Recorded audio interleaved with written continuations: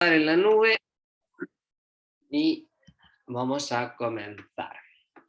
Hoy día la clase no es tanto como de entender cosas, sino que es más como de escuchar, ¿ya? Porque es más de historia, ¿cierto? Como más de contenido, que es más de cultura en general, que de repente tenemos que entender también de dónde viene la pastelería y cómo hemos llegado hasta lo que conocemos el día de hoy. No siempre fuimos conocidos como pasteleros, de hecho, el tema pastelero nació siglos después, ¿cierto? Antes no existía una distinción. Nos ha costado llegar hasta donde estamos el día de hoy, que somos unas personas más reconocidas, ¿sí? Perdón, un segundo, que me está preguntando algún profesor. Ya, disculpen. Entonces, ya, yo les pregunto a ustedes, ¿qué es pastelería para ustedes? ¿Qué consideran que es pastelería? ¿Creen que solo hacer pasteles, tortas? ¿Qué consideran ustedes que es la definición de pastelería? Lo que se les venga.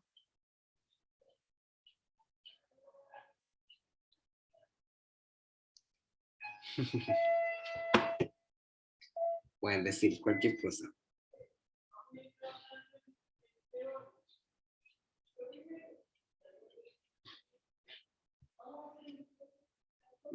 A ver, ¿qué anotaron ahí? Arte, ya, está bien. Resumido, escueto, pero ya, está bien. Se lo voy a dejar pasar. Bueno, ¿qué es la pastelería? Sí, efectivamente es arte. Ya es el oficio y arte de hacer toda clase de pasteles y dulces. O sea, no solamente estamos enfocados en hacer tortas, chocolates, sino que es un oficio. ¿Ya? Hoy en día se está profesionalizando más el tema de la pastelería, como ustedes que están tomando esto de manera profesional, ¿cierto? Pero antiguamente era un oficio y se aprendía como oficio. O sea, tú ibas un restaurante o por ejemplo, una pastelería o panadería, y tú ibas aprendiendo de acuerdo a lo que te enseñaban los maestros, pero no era como que se estudiaba como tal, ¿sí? Si nos vamos a la etimología de dónde viene la palabra, viene del pastel, el pastel viene del griego pastel, que es una mezcla de harina y salsa, o sea, siempre nos vamos a referir como al tema de masas, de mezclas, ¿sí? Y viene del latín pastelus, que también significa masa o pasto, o sea, siempre vamos a llegar a la misma etimología, ¿sí? Que en el fondo es una mezcla de harina con diferentes ingredientes para formar estos tipos de productos. Si nos vamos a la primera parte, ¿cierto? Que es la prehistoria, la pastelería obviamente no existía. No habían técnicas de cocina, no habían cocinas como tal, sino que los primitivos consumían alimentos azucarados, ¿cierto? Los primeros habitantes de la Tierra, ¿cierto? Empezaron a consumir alimentos azucarados. ¿Cuáles eran estos? La savia de arce, la miel silvestre, frutas, más algunas semillas, ¿ya?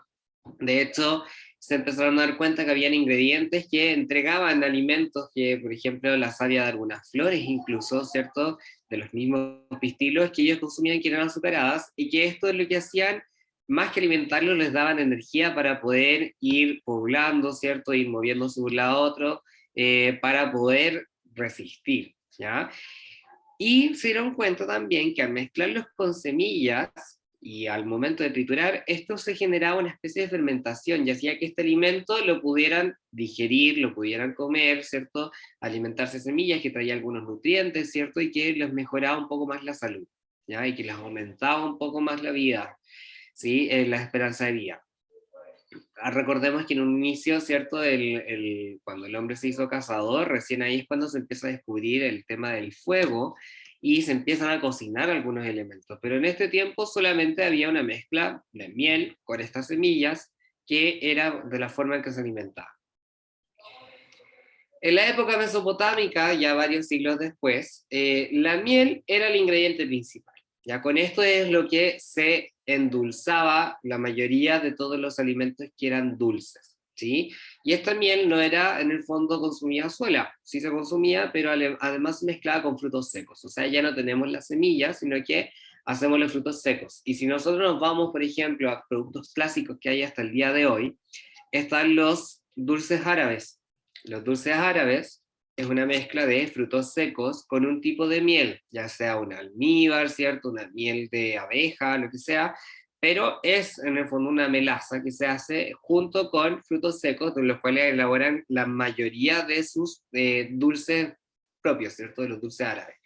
Hay recetas que datan de 3000 años antes de Cristo, que se han podido ver en algunos jeroglíficos. No es que estén escritas así con ingredientes precisos, pero sí se entendía de qué ingredientes llevaban ciertas preparaciones, ¿ya?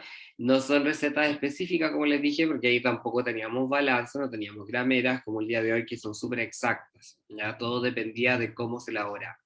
La cocina en este tiempo no había un tema de pastelería, sino que era cocina en general, y era dominada principalmente por hombres.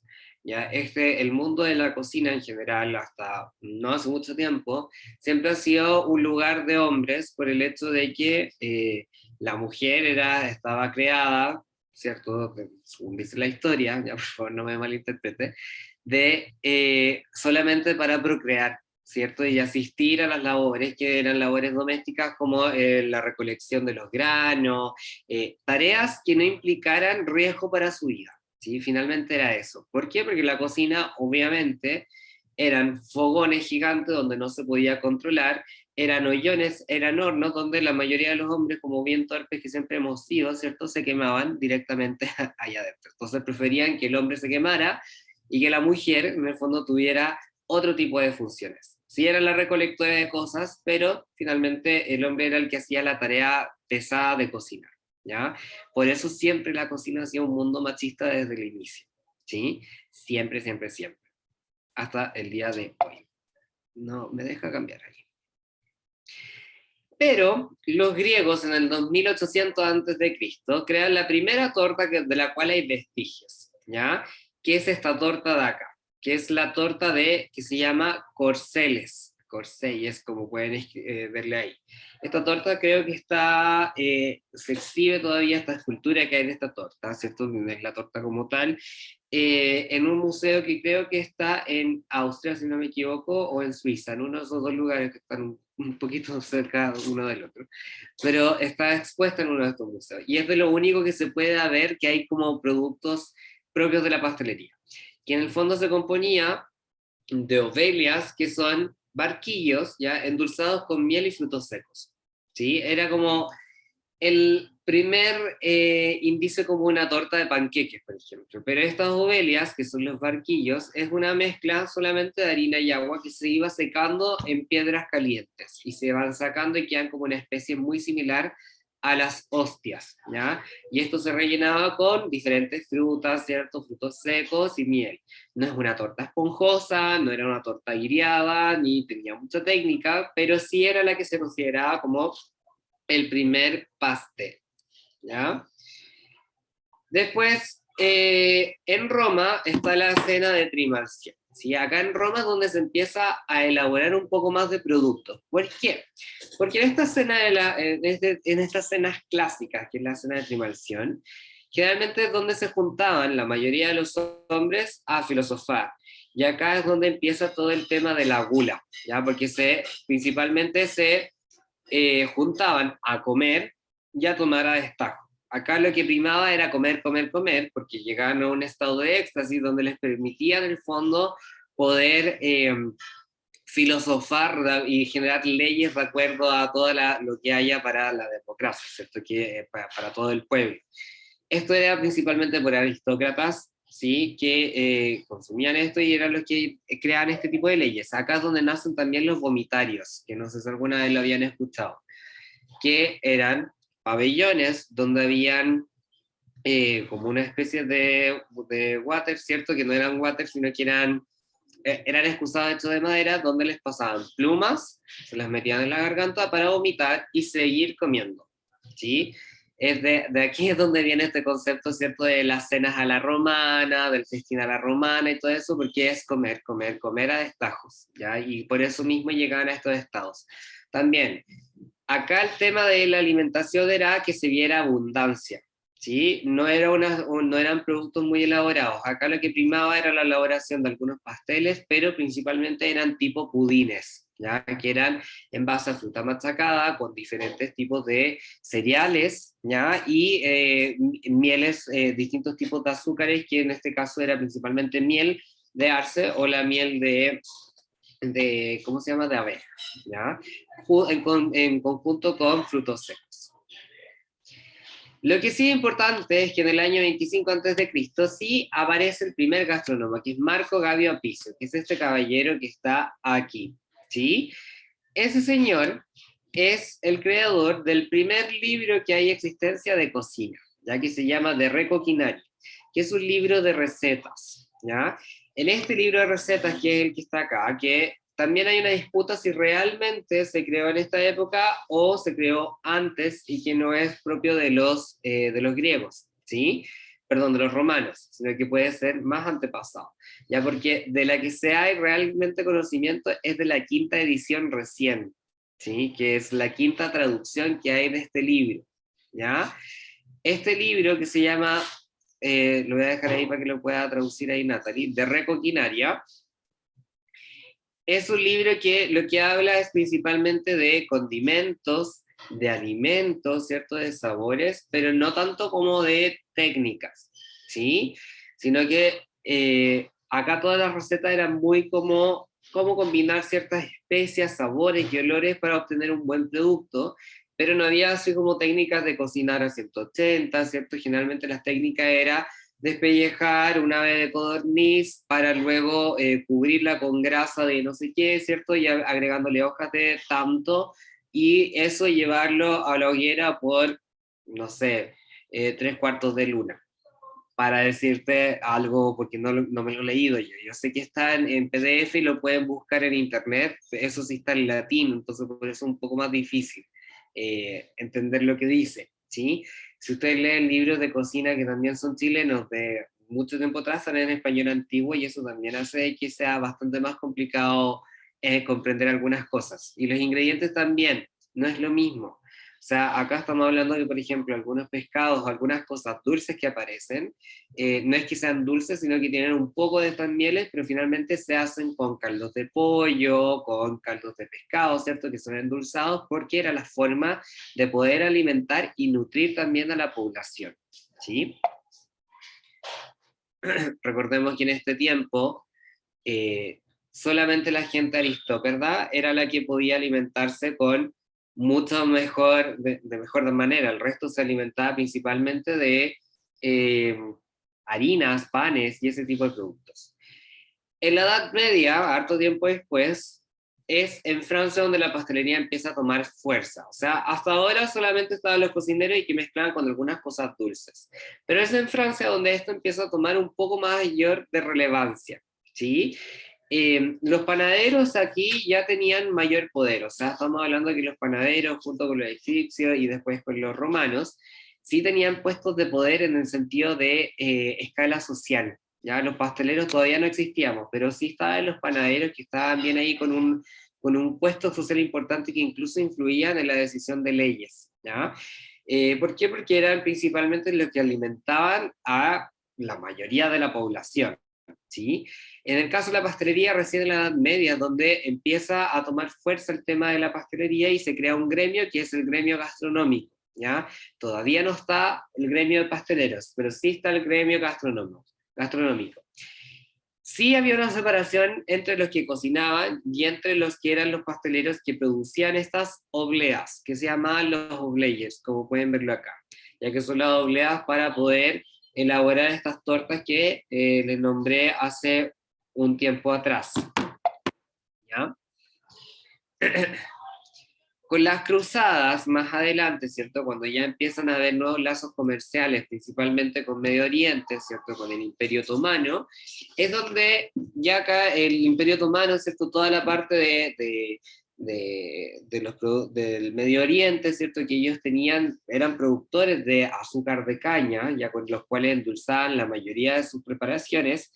Ese azúcar de caña, debido a las cruzadas y los tratados de comercio, se empieza a introducir directamente a Europa, y ahí es donde se empieza a explotar un poco más cómo elaborar productos. ¿Y qué hacen ahí? Algunas masas hojaldradas, perdón, algunas masas hojaldradas, los buñuelos, mazapanes, ¿cierto? Tortas de frangipán, que son tortas elaboradas en base a un mazapán, ¿cierto? Con ciertas cremas que son mucho más, eh, queremos hacer toda una estructura más similar como el mazapán, pero más suave, ¿ya? Pero sí se elaboran productos que son más tiernos, de que generan mayor esponjosidad, ¿cierto? Porque ya el azúcar de caña también cambia más la textura de los productos, ¿sí? A diferencia de la miel, que sí da mayor flexibilidad y todo, pero no es tan versátil como el azúcar, ¿ya? En 1440, al fin, o sea, 1400, o sea, esto estaba hablando de 1440, que son los años después de Cristo, ¿sí? Eh, Nace la definición de pasteleros, que son aquellas personas que hacían los pasteles. O sea, piensen que en el siglo recién XV estamos hablando de que tenemos a los pasteleros. Antes no habían, antes eran los oblayers y antes estaban los cocineros y los panaderos, pero no teníamos la definición de pasteleros. En 1553 aparece esta señora de acá, que es Catalina de Medici, ¿sí?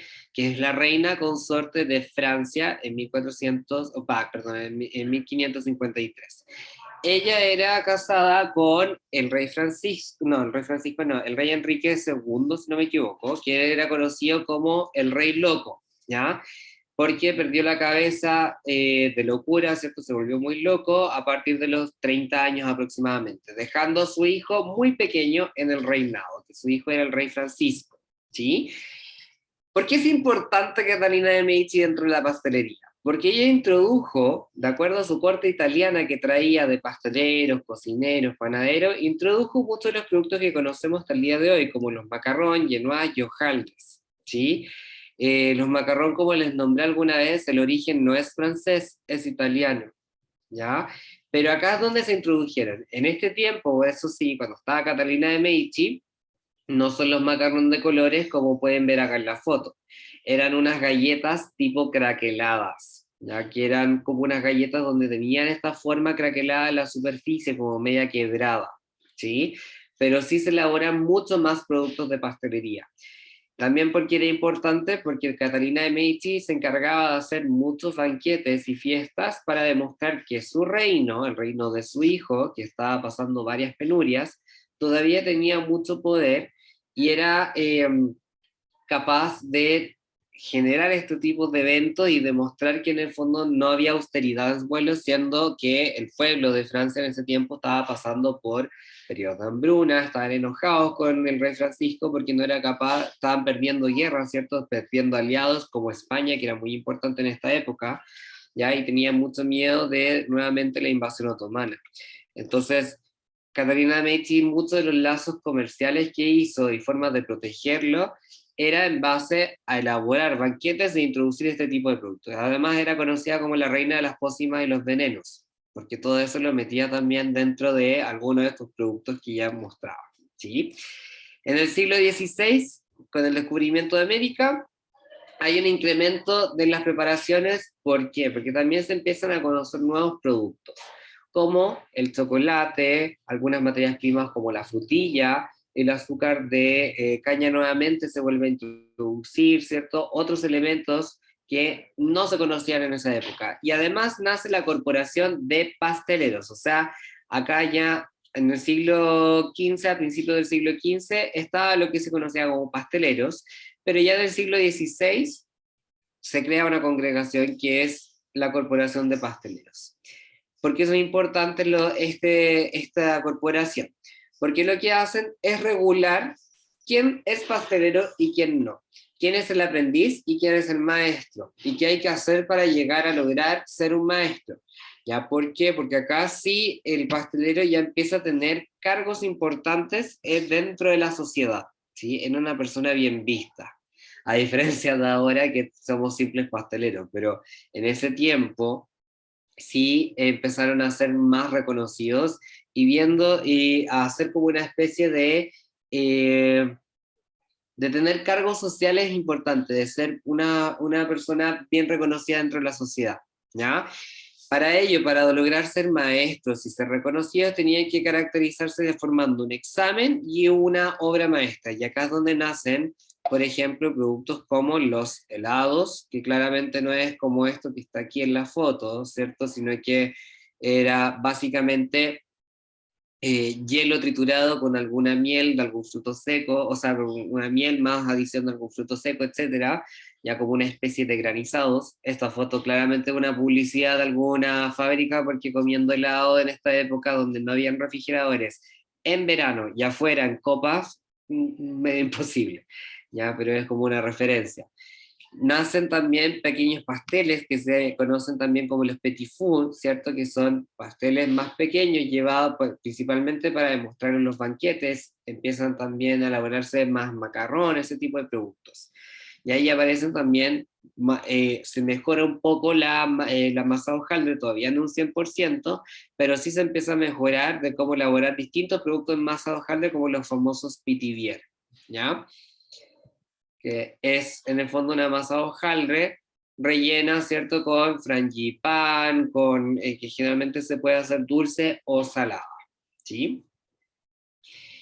En el siglo XVII se descubre la levadura biológica. ¿Ya? Los antepasados de los egipcios, que fueron los primeros en elaborar pan y a fermentar pan, generalmente se hacía con levadura de cerveza, y era generalmente dada de que, como los trigos estaban cerca de donde, perdón, con la cebada donde se hacía la parte del pan, en conjunto de ríos, ¿cierto?, y agua, la semilla comenzaba a fermentar. Y ahí ellos elaboraban ciertos panes con esa cebada, ¿sí? Eh, Después, en este siglo, se descubrió que se podía aislar esta levadura y se podía reproducir. Y se conoce como la levadura biológica, que es la que usamos hoy en día para elaborar todos los panes. ¿Ya? Por lo tanto, ¿qué pasó? Ya no eran hogazas simplemente que tenían que fermentar mucho tiempo, sino que se empiezan a elaborar productos que son más enriquecidos, que costaba mucho más elaborarlos con ese tipo de fermentación más natural, y se empieza a agregar parte de esta levadura biológica. ¿Sí? Y se empiezan a desarrollar productos como los brioche, que fue lo que vimos la semana antepasada, con masas dulces, distintos productos que antes era más difícil de hacer porque no quedaban bien levados ni tampoco quedaban con esta miga característica. Dentro de este mismo siglo, en 1631, aparece François Vatel, que también se lo nombré alguna vez, que es el creador, ¿cierto?, de la crema chantilly, ¿sí? Acá les voy a mostrar un video. Voy a dejar de grabar un segundo. Pausa.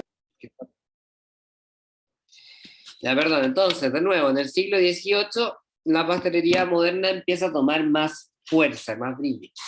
Con María Antonieta, que la que se volvió loca, ¿cierto?, se empiezan a desarrollar productos con mayor crema, muchos más colores, mucha fruta, mucho hojaldre, ¿cierto? Y aparece el concepto de la bollería vienés o bollería de Viena, ¿ya? Que es la vino serrí, ¿sí? Que es lo que conocimos hace 2 semanas, ¿ya? Se empieza a desarrollar, y acá es donde también parte el boom o la moda de los macarrón de colores, ¿sí? Que es lo que conocemos hasta el día de hoy.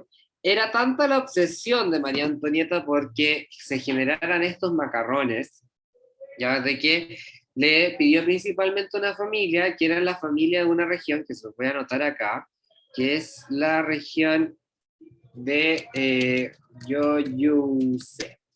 Creo que se escribe así, si no lo voy a buscar bien en internet, que es la familia de Yuyus. ¿Qué es lo que generó esta familia? Para poder desarrollar este producto que quedara tan liso, bonito y todo, creó un horno ideal para hornear los macarrones, ¿sí? O sea, tuvo que inventar un horno. Desde este tiempo que los macarrones son absolutamente jodidos, ¿sí? O sea, piensen que tuvieron que crear un horno para poder hornear este tipo de producto y que quedara perfecto, ¿sí? Entonces siempre han sido complicados. Aparecen también nuevas familias en esta época también que empiezan a desarrollar este tipo de productos, como la familia del Amazon Ladurée, que es, se la voy a anotar acá, Ladurée, es con 2 E, no con 3, perdón, que ellos lo que hacen es nacen también en este tema porque en esta época las mujeres no tenían mucho el permiso para hacer actividades sociales, ya solamente ir a ciertos lugares de compras, pero no a ir a una cafetería. La cafetería, por ejemplo, o una tetería eran principalmente de hombres, ¿ya?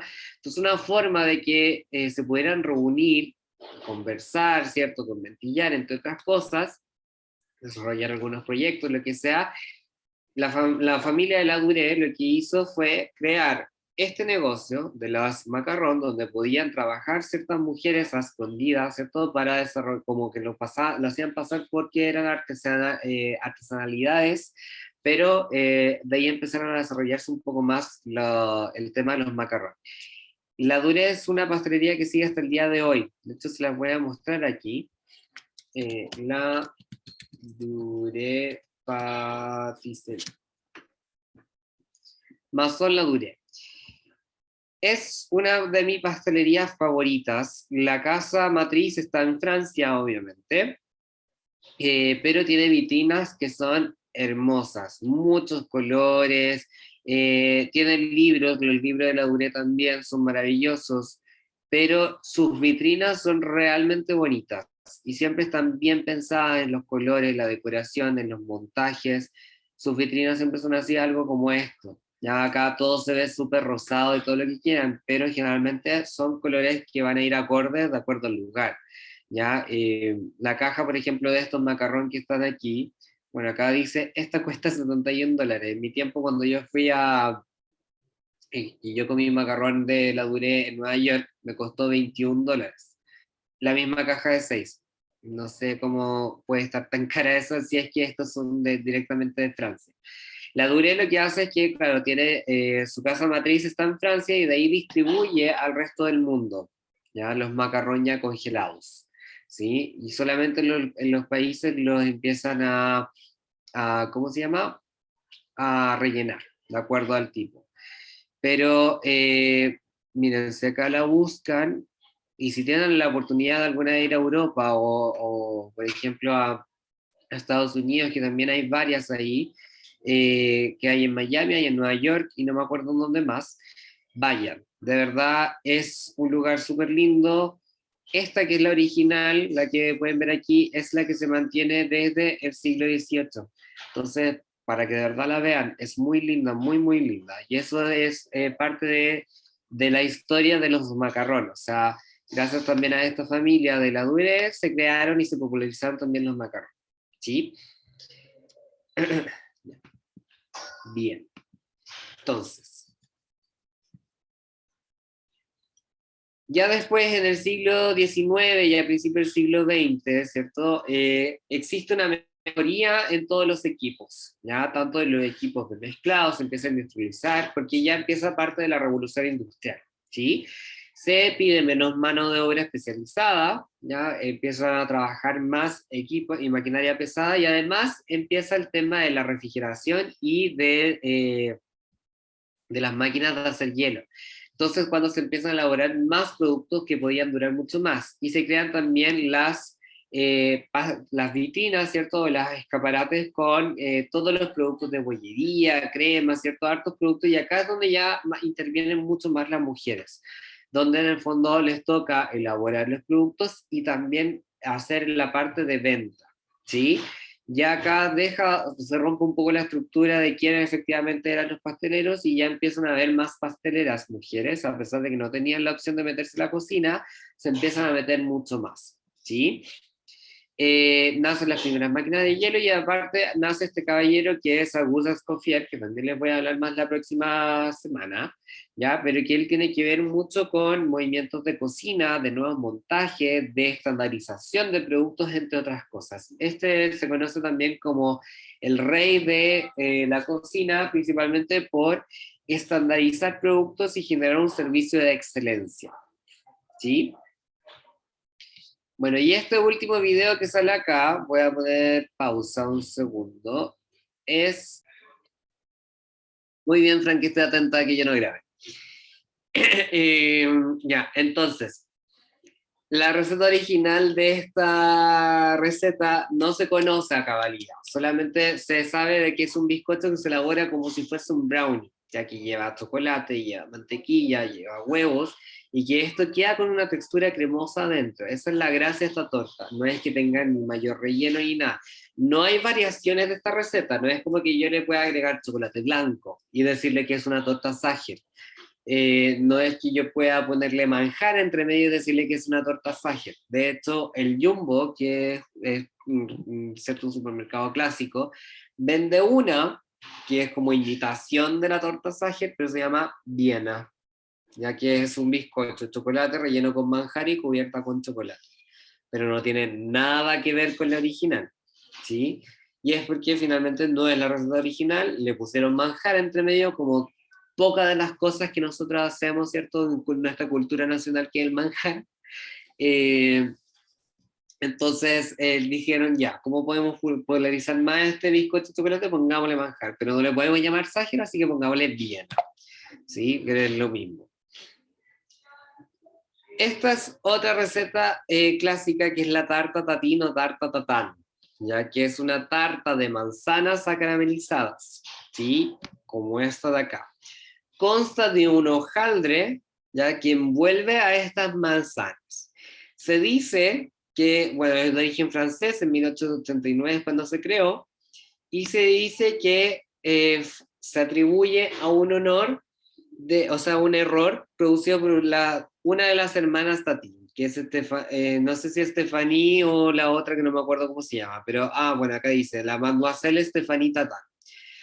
¿Cuál de estas dos señoras es? No tengo idea, pero la de este lado de aquí tiene más cara de que podría haberse equivocado. ¿Ya? ¿A qué se refiere este error? Que esta señora, la Mademoiselle Stephanie, estaba caramelizando manzanas para cierta preparación, no sé si para un crumble de manzanas o para algo que estaba cocinando manzanas.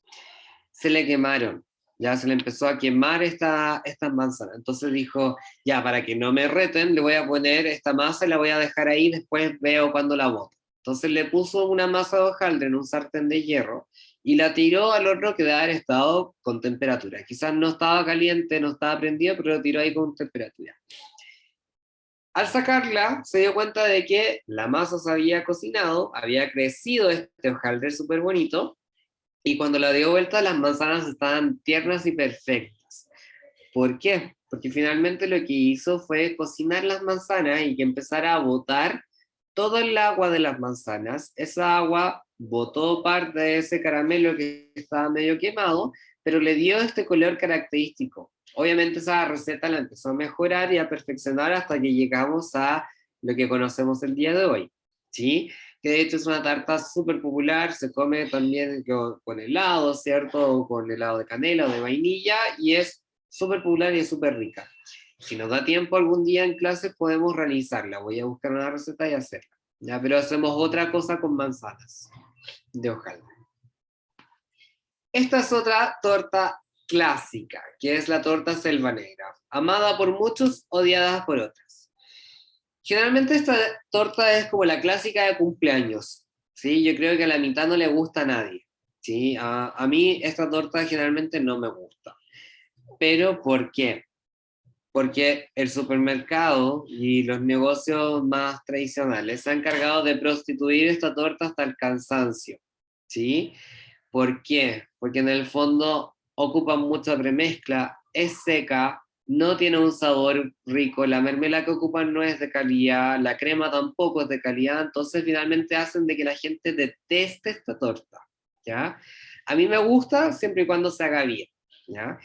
Esta torta, bueno, ahí tiene el nombre en alemán, yo no sé si ustedes hablan alemán, pero está ahí, ¿ya? Schiswalder Kirschtorte es una torta que se creó en el siglo XVI y que se creó en honor a la Floresta Negra, que es un bosque negro que hay en Alemania, que es de donde se obtienen las guindas para elaborar el Kirsch, el licor de Kirsch, que es de guindas ácidas, ¿ya? ¿Por qué se hace en honor a esto? Porque el bosque negro, ¿cierto? Es de pinos que son negros y que en épocas de invierno queda completamente nevado y solo lo que se ve son los troncos negros de los pinos, ya que es la que entrega esta cereza. Entonces se hizo en honor a eso.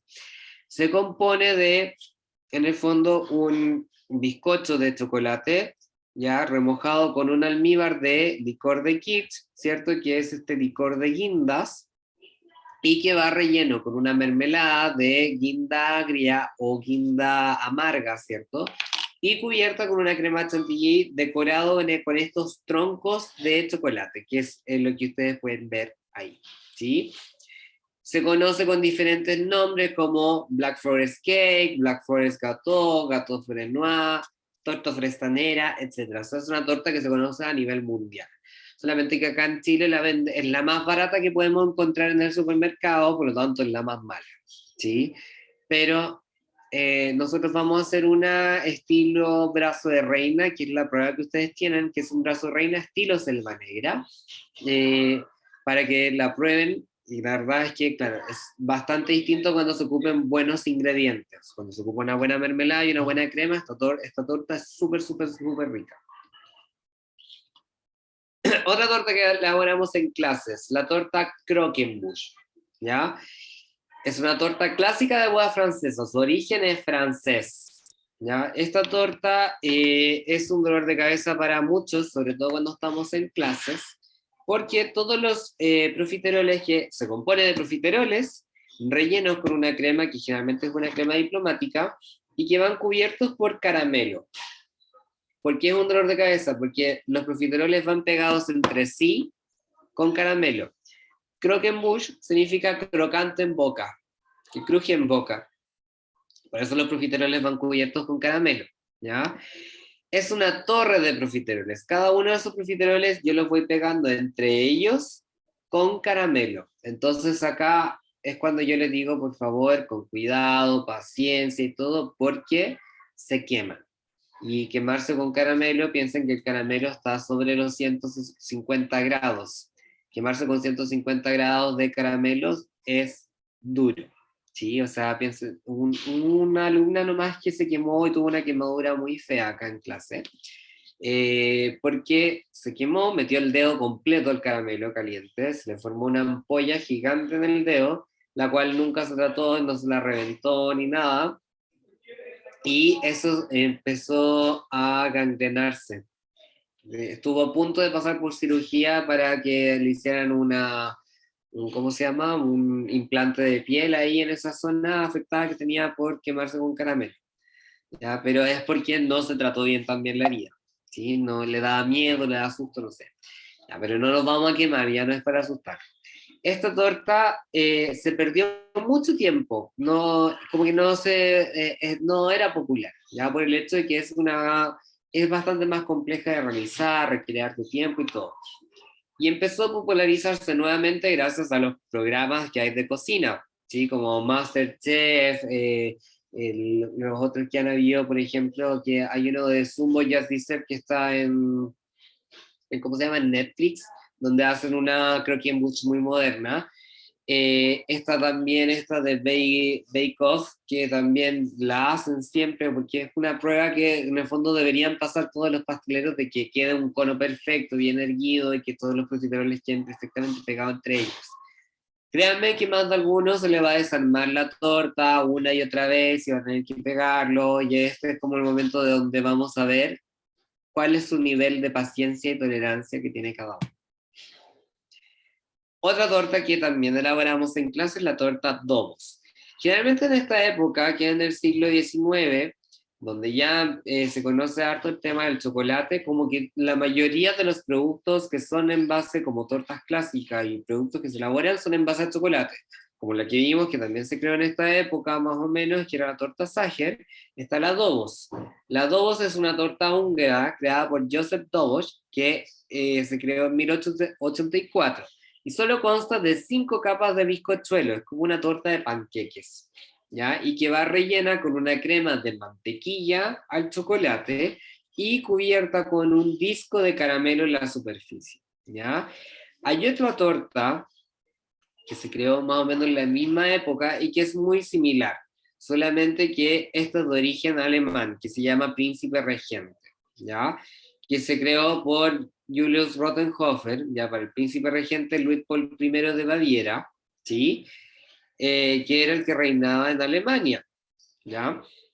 En el fondo esta torta se hizo en honor a este príncipe por su buena gestión y cómo administraba las 8 regiones del Estado Federado de Baviera. Consta de 8 capas de bizcocho rellena con crema, mantequilla y chocolate. O sea, igual que la que estaba creada en ¿cómo se llama? En Hungría, ¿cierto? Pero que, ay, pero que va cubierta con un ganache de chocolate y decorada con trufas. Esa es la diferencia. La otra va con crema de mantequilla por todos lados, son solo 5 capas y cubierta con caramelo, y estas son 8 capas, crema de mantequilla y una capa de ganache y trufa en la superficie. Nada más.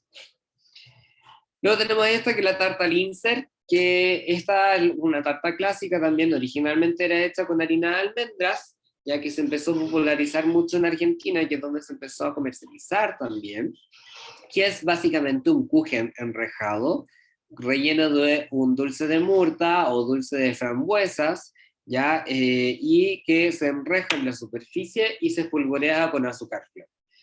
Esa es una tarta súper clásica, pero que es más conocida en Italia y en Latinoamérica, más en América del Sur. Luego tenemos otras dos, que es la ópera, creada por el mismo personaje. Está la ópera y la Concord. La torta ópera fue creada por este señor que es Gaston Lenot, uno de mis pasteleros también favoritos, ¿ya? Gaston Lenot creó esta torta en honor a este teatro que está acá, que es el Ópera Garnier de París, ¿sí?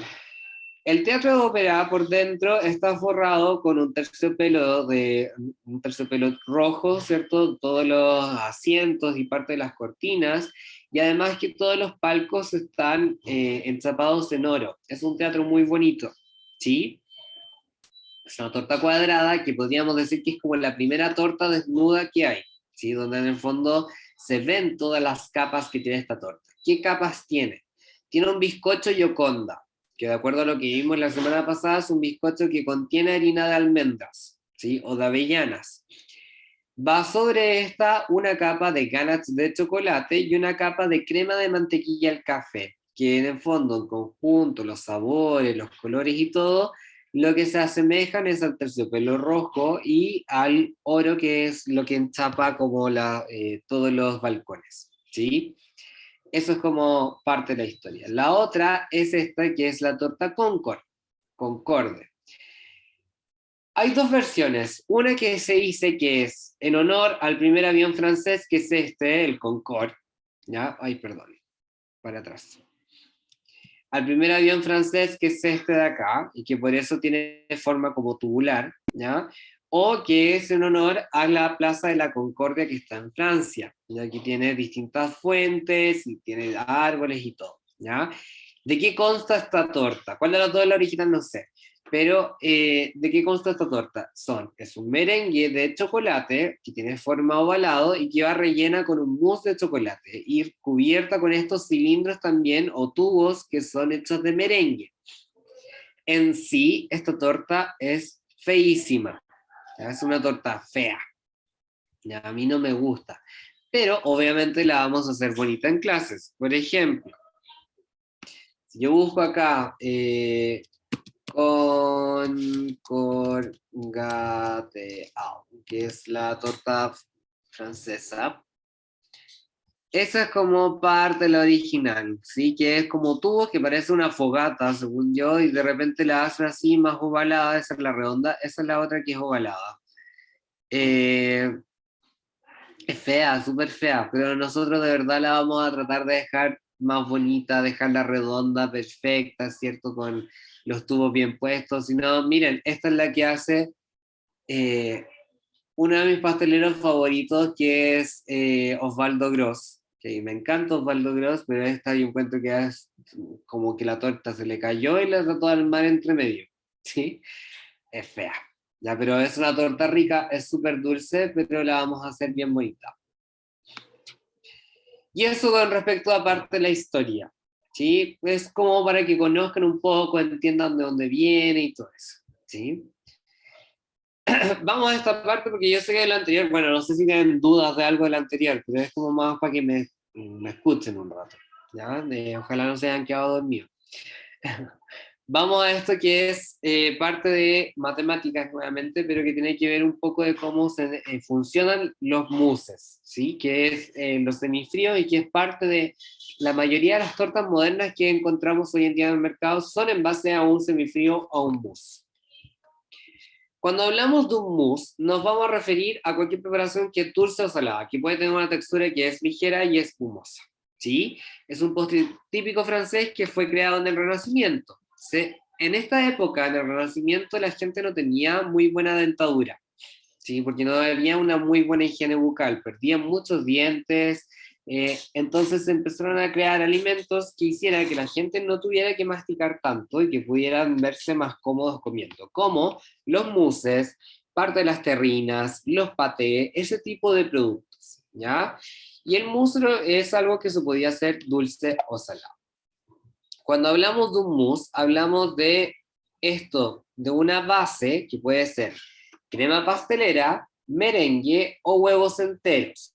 Cuando es de huevos enteros se llama aparato bomba, aparato bomba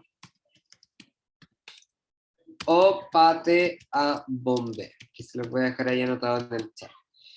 Esos son, en el fondo, la forma de que se conocen las bases. Crema pastelera, merengue, que generalmente un merengue italiano, más un aparato bomba o un pata bomba, ¿sí?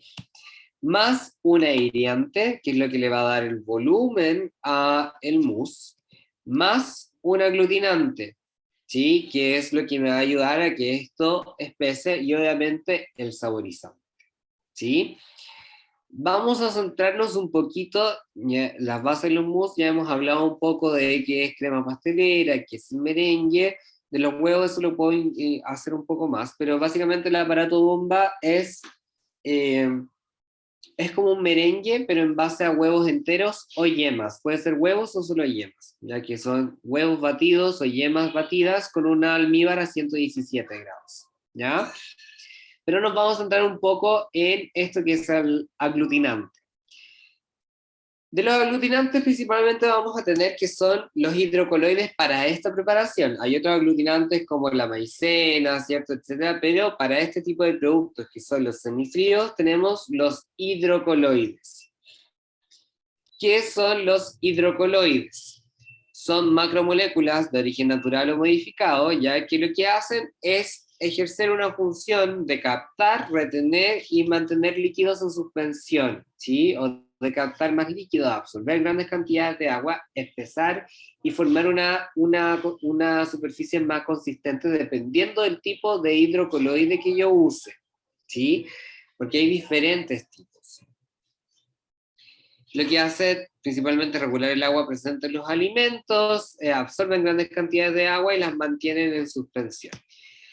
Ahora, el poder gelificante que tenga esta gelatina, o el hidrocoloide en general, se determina de acuerdo a su valor Bloom, que este valor puede variar entre los 50 a 300. Si nosotros vamos compramos gelatina de origen comercial, ¿cierto? El típico que compramos en el supermercado, tiene un valor Bloom de aproximadamente 150 a 200.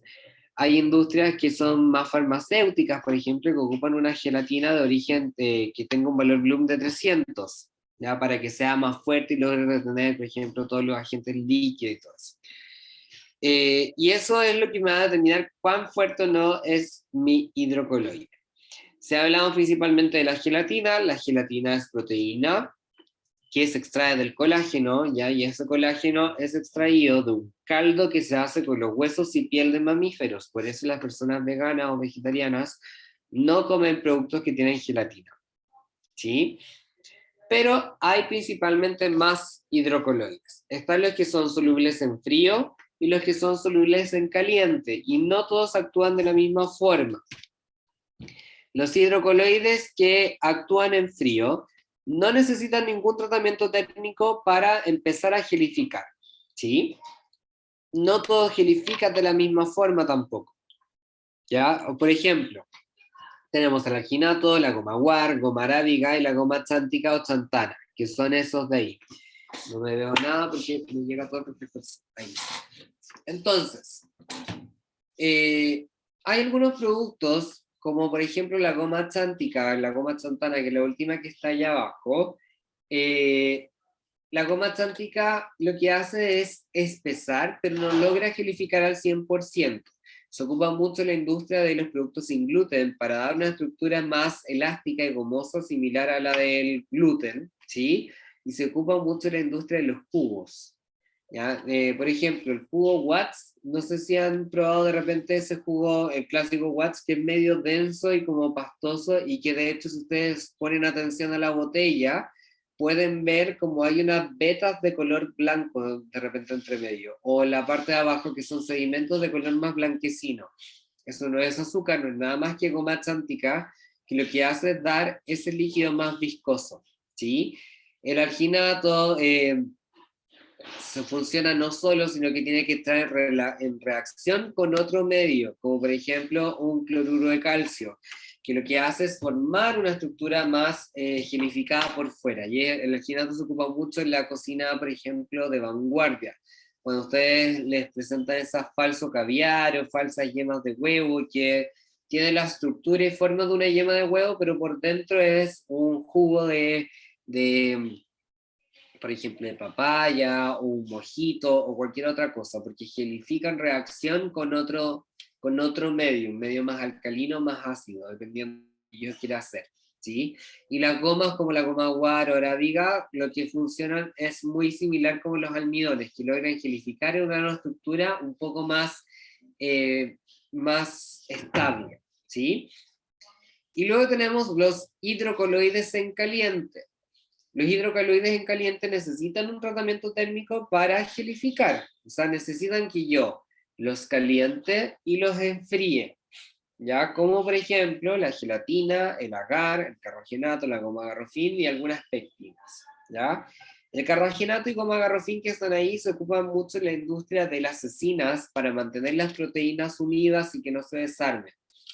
La gelatina, existen dos tipos, la gelatina en polvo, ¿sí? Que es la clásica, y la otra que es el cola pez, ¿sí? No cola de pez, cola pez. Si lo voy a dejar, por favor, no digan cola de pez para la otra, cola pez. Que es la gelatina en hojas, ¿ya? Que funcionan de la misma forma. La gelatina, para empezar a actuar, lo que se hace es hidratarse en agua y luego derretirse a baño María o en calor, para poder aplicarla dentro de los productos. Y una vez que esto se aplica, se deja enfriar para que logre gelificar, ¿sí? El agar, que es el segundo que está ahí, el agar funciona de manera distinta. El agar es de origen vegetal, a diferencia de la gelatina y el colapés, que es de origen animal. El agar es de origen vegetal, se obtiene del pelillo o alga roja, ¿ya? Que nosotros somos grandes productores de pelillo, pero todo ese pelillo no es de nosotros, está comprado por el mercado asiático y eso se va hacia y vuelve después a nosotros como agar, pero comprándolo obviamente, ¿sí?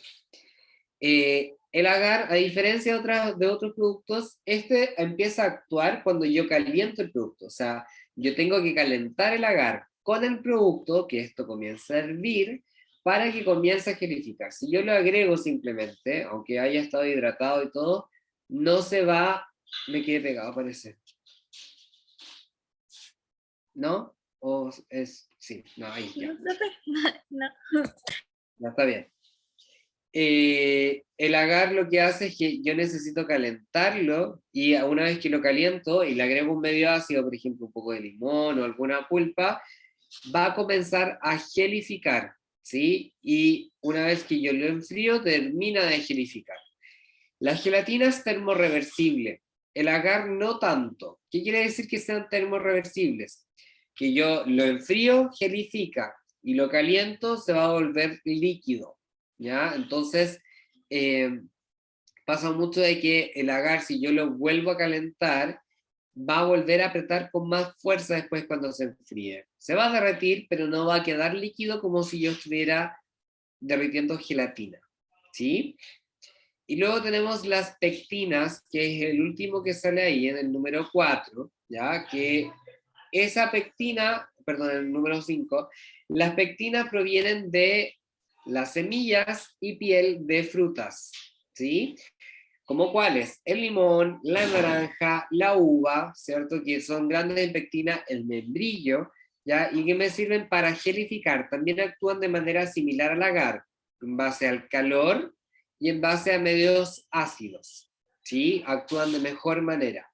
Se ocupan mucho para la industria de las conservas y mermeladas, ya para poder hacer los dulces, entre otras cosas.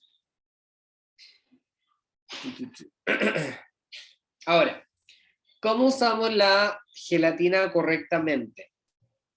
Una hoja de cola pez equivale a aproximadamente 2 gramos de gelatina. Espérame, que ahí se cayó Natalia.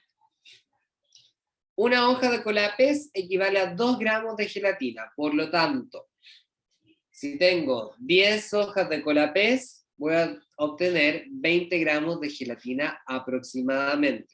Ya eso es para que lo tengan ahí bien claro eso, ¿sí? Porque de repente puedo tener cola pez o puedo tener gelatina y no sé cuánto ocupar de cada uno, ¿sí? Lo importante también que sepan es que el colapés antiguamente era utilizado por, o sea, el origen era de las vejigas natatorias de peces, ¿sí? De animales marinos.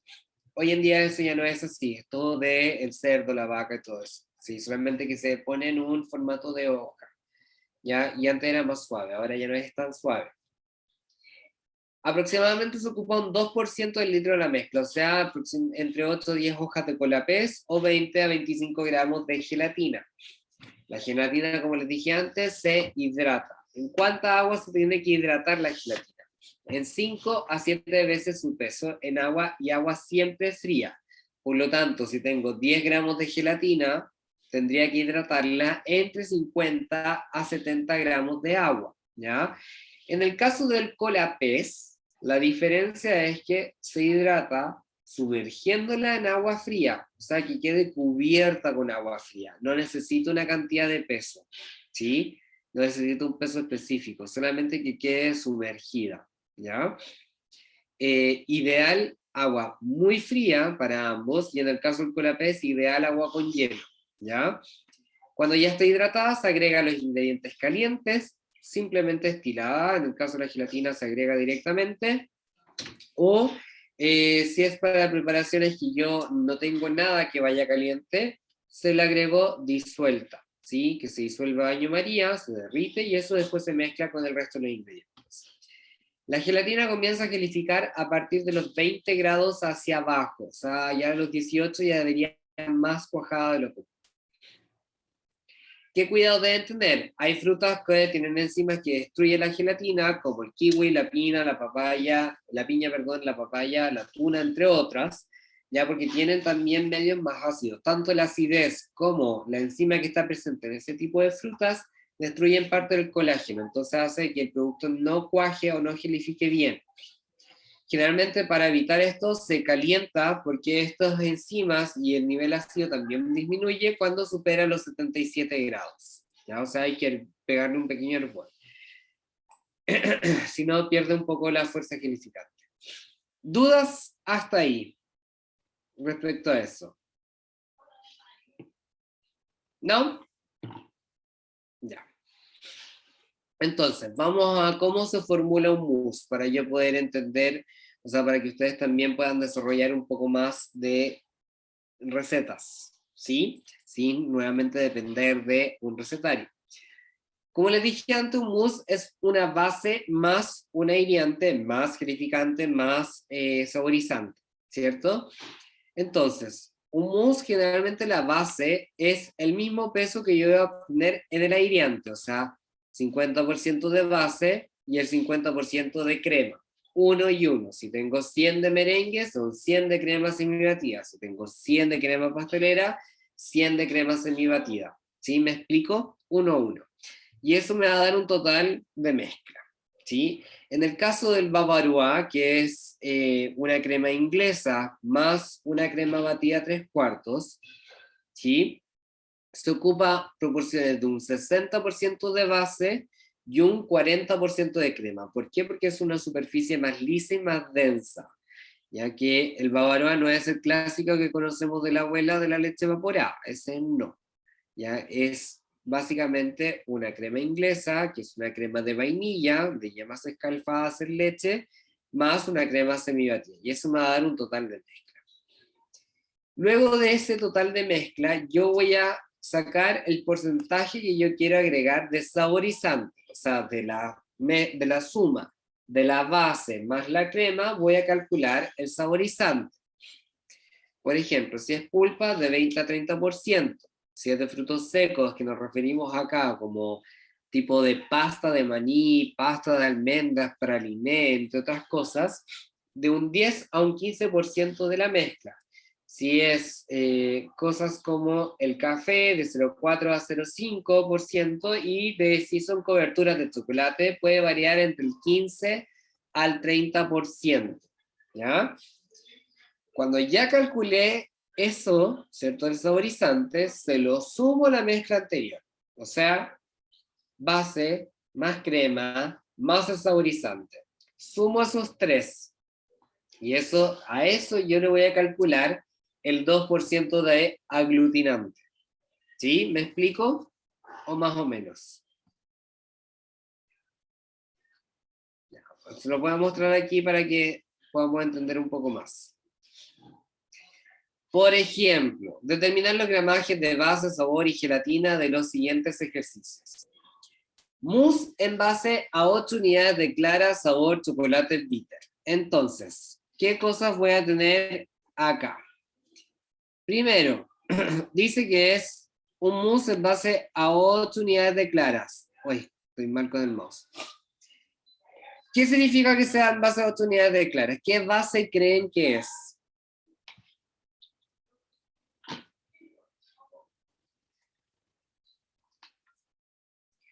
Si las bases son 3, acuérdense, pastelera, merengue o huevos enteros. Si yo tengo... Merengue. ¿Merengue? Muy bien, entonces, vamos a cambiar acá. 8 claras sería mi base, ya que equivale a 240 gramos aprox, ¿cierto? Porque serían 8 por 30, serían 240 gramos de claras. Si yo tengo que, ¿qué más lleva el merengue? Lleva claras y...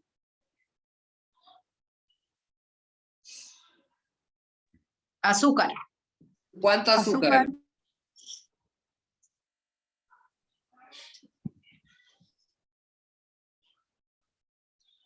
¿Cuánta azúcar debería ser?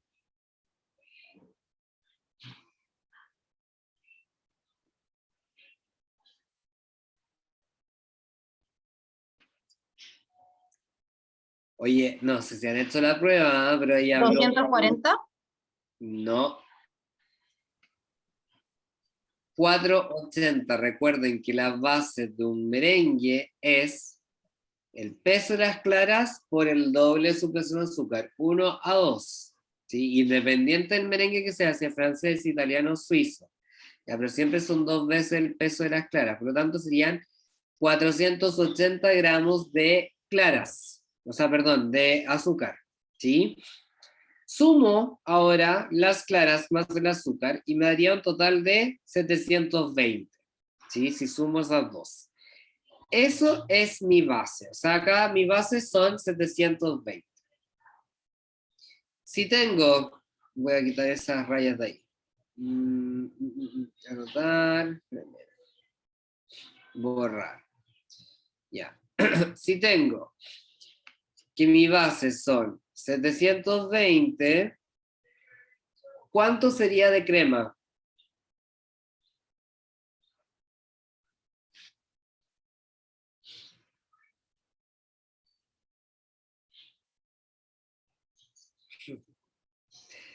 La base es 1 a 1, 50 y 50, por lo tanto, eso sería 720 igual, de acuerdo a lo que vimos en la primera diapositiva.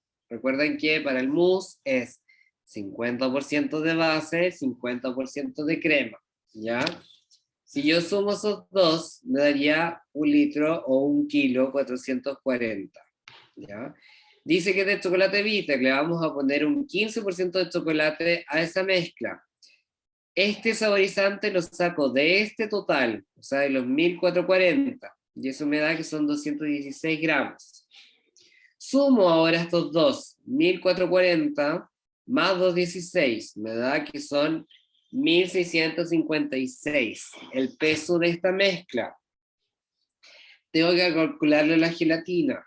Si es el 2%, sería el 2% de 1656, no de esto que está arriba, sino que ya de la suma de la base, más la crema, más el saborizante. A eso le calculo y serían 33 gramos de gelatina.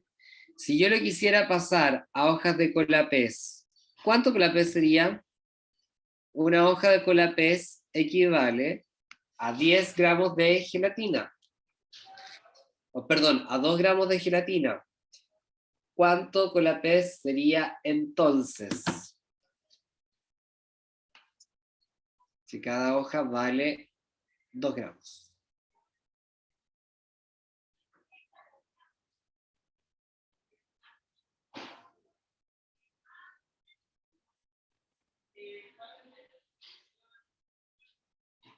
Es tan fácil como 33 dividido en 2. Por lo tanto, serían entre 12 a 13 hojas de colapés.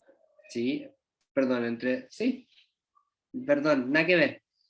16 a 17 hojas de colapés. ¿Sí? Para esta receta. ¿Ya? Porque una hoja equivale a 2 gramos. ¿Estamos? ¿Nos queda un poco más claro o más o menos? Más o menos parece. Más o menos nomás. Ya, miren, esto es más fácil.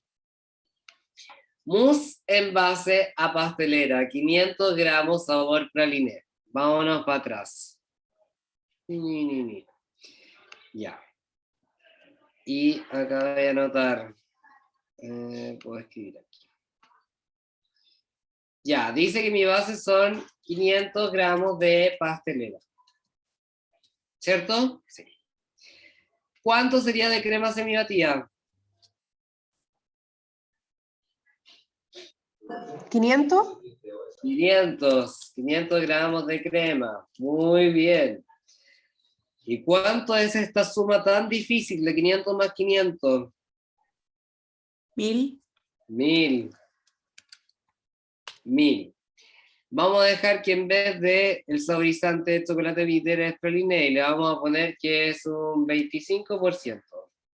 Va a hacerlo un poco más difícil, ya, 25%.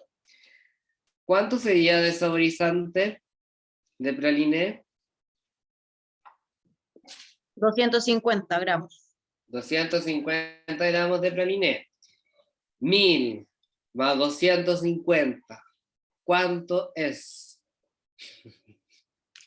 2250. ¿Cómo 2250? 1250. Ah, 1200, sí. Que estaba contando arriba, lo había sumado de nuevo. No. Recuerden que voy sumando siempre la anterior. Y el 2% de 1250, ¿cuánto sería?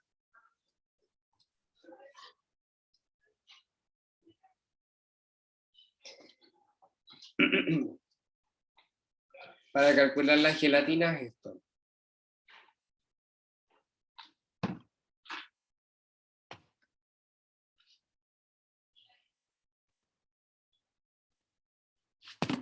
Ay, perdón. El 1% serían 12,5, por lo tanto, el 2%, 25 gramos de gelatina. Si yo quisiera hojas de colapés, ¿cuántas hojas serían? 12 a 13. 12 a 13 hojas. ¿Y en cuánta agua tengo que hidratar la gelatina? La gelatina se hidrata de 5 a 7 veces su peso en agua fría. Por lo tanto, ¿cuánto sería? ¿Ya?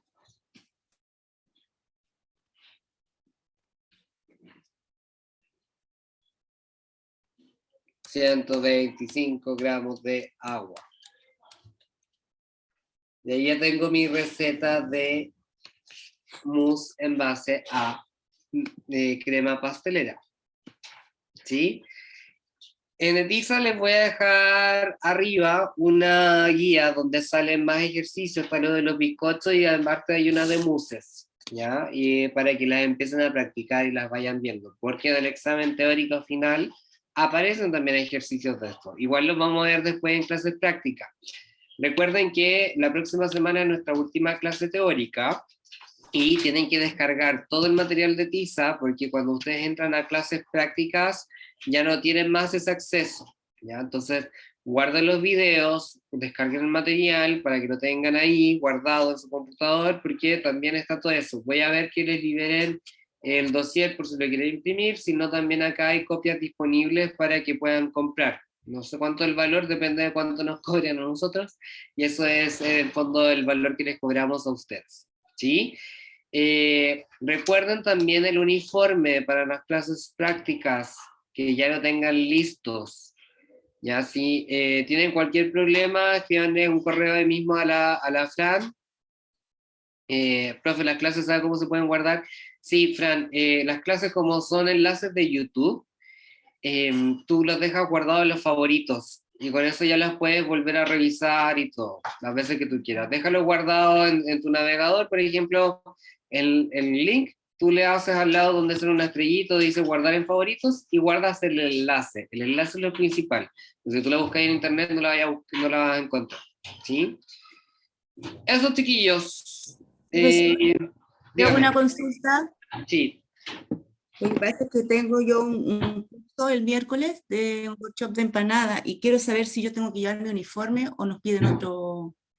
O sea, si quiere traer su uniforme, genial, pero no es necesario. ¿Ya? Ah, no es necesario. Puedo ir con así nomás, con un delantal por último. Sí, acá te pasamos pechera y todo, que eso va incluido dentro del workshop. Ya, gracias, profesor. De nada. Así que ahí el miércoles de la próxima semana nos vemos, Paola, para conocer. Ya. Ya, profesor.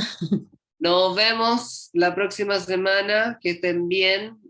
Cualquier cosa, escríbame. Recuerdo la prueba, traten de contestarla antes del lunes, por favor. Y mándenme un correo a mí o a la Fran. ¿Sí? Cualquier cosa. ¿Ya? Josefa creo que quiere preguntar algo. Sí, dijo que quería preguntar algo, pero que le quiere escribir. Ah, ya. Perfecto. Me faltó la primera, la fórmula de Mus, porque no sale en la plataforma de la escuela. Se refiere a los, ¿cómo se llama? A las presentaciones. Ernesto, ahí sale esto conectado con Villa. Perfecto.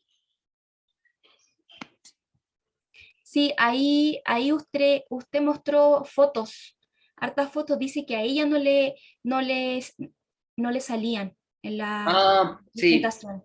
voy a cambiar el archivo. Sí, que está distinto. Si me di cuenta, hoy día que hice clic en ese y no era el archivo. Así que lo voy a volver a subir. ¿Ya? Ernesto, Isabela estuvo conectada conmigo, perfecto. Ya, guardé la asistencia. Ya, chiquillos, nos vemos entonces la próxima semana, en la última sesión teórica, y ya nos queda poco para nuestras sesiones prácticas.